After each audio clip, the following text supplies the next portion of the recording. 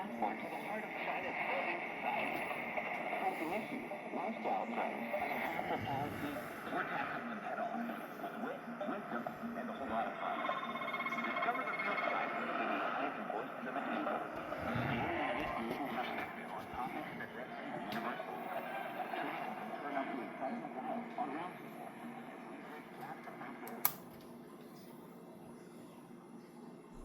Transformed. Discussions used to work having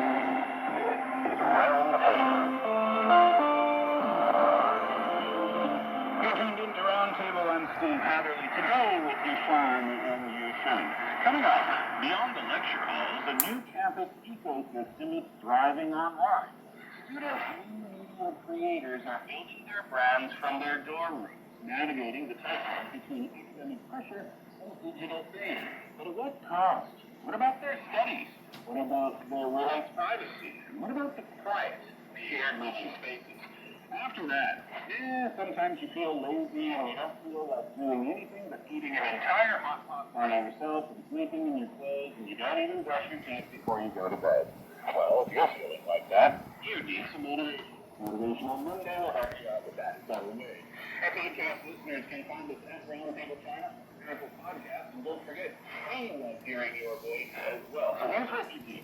You send us a voice note with any of the thoughts that you might have on any of the things that we discuss here on the show, and then we play it for you on the air to get to hear your voice. Fun, right? Roundtable Podcast at qq.com, Roundtable Podcast at qq.com. And now, with the widespread penetration of digital media, that's personal social media accounts and other media platforms run by individuals, has evolved from a casual pastime into a prominent phenomenon among college kids, one that intersects with academic life, collective living, personal growth, and even career planning.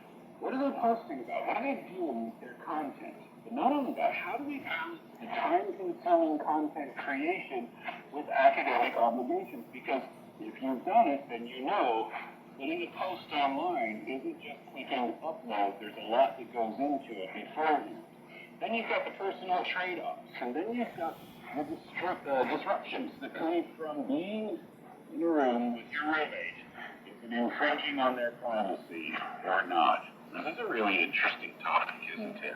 And this is very different from the way it used to be, because now college campuses have turned into broadcast stations of sorts. So what's going on here?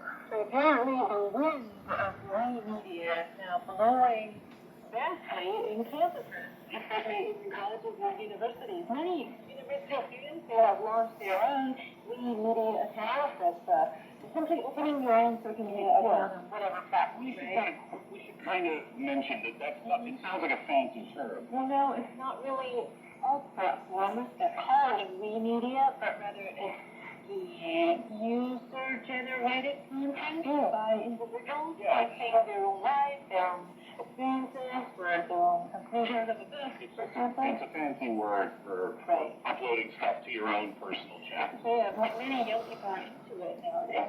Millions and millions of them. And then here in Beijing, the Beijing Youth Survey actually conducted a survey among journalism and communication majors at several universities. It's kind of obvious why these majors are being interviewed here, because that's what they plan to do in the future. So yeah, according to the responses, among nearly 50 valid responses, 70% of students in these majors say they run their own paid media accounts, primarily on platforms such as Red Notes, Xiaohongshu, or Douyin, WeChat official accounts. Of those who operate media accounts, 90% manage an account on Xiaohongshu, meaning that Red Note is kind of the king among the platforms for young people who want to post content. That's not right. That's not the shocking. That's not the story that we're talking about here. Is that, oh wow, a lot of Chinese people account. Yeah, of course they do. The point is that they can use their media or social media accounts to make money.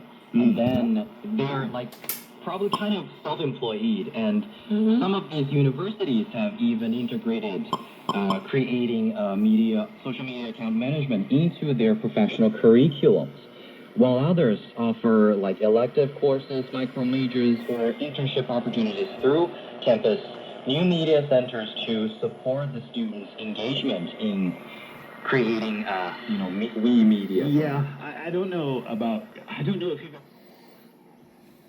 where they've asked Chinese kids, elementary school students, what do you want to do when you grow up? Well, the answers are always kind of fun to look at. In the past, in the West, you'd see answers like astronaut, or firefighter, police officer, or scientist, something like that. And where's the teacher? But now, social media influence and things related. So again, it comes back to the point that these are young people who grew up in a digital era where this is just a part of their lives. I want to say this though. I think we have to take the survey results. I mean, first of all, the results are kind of expected. But second of all, they conducted the survey at a journalism and communication school. Where these are the kids that they asked, so it's not that surprising too that they're interested in this type of thing. Yeah, it's just the phenomenon of college students coming live streaming inside their dormitories. I guess that is kind of That's the story. That's the story we're talking about here. So what's going on with that? Well, there's a lot of college students that posting content and most of them inside their dormitories, and there are all kinds of content that are creating nowadays. For example, travel, or rather, the day-to-day life, how I do my studies in the dorm, and also outside of the dorm, there are also niche lifestyle things like how does the food taste in my canteen, the fashion outfit I'm buying myself these days, and all the college transformations. These are all common topics among these college students, and most students, they avoid such a news-related topics, and they prefer to run a media account by showing their individuality as the biggest selling point. I mean, well, that and campus life, which I think is kind of cool because there's two big benefits here. Yes, for existing students at that campus, what's at the canteen that day? I haven't tried that dish. What does that taste like? What's this class like? I was thinking about taking this class. There's a post about it. So that's really beneficial for the students who are already there. But then if you think about potential students who are thinking about, attending a university like that or that particular university, if they can get a sense of what campus life is like, and the students who live there, these could be a major selling point as well. Yeah, and a lot of these contacts we were mentioning, of course, they are good, they can be helpful, and the point is that we mentioned this phenomenon of maybe recording a video or live streaming even in their dormitory has emerged, and this phenomenon has sparked public attention to the balance between personal interest and collective life. So it's not the content that they're posting about. That can be viewed as win-win-win, right? College stuff, college life, classes, that type of thing. It's not the content.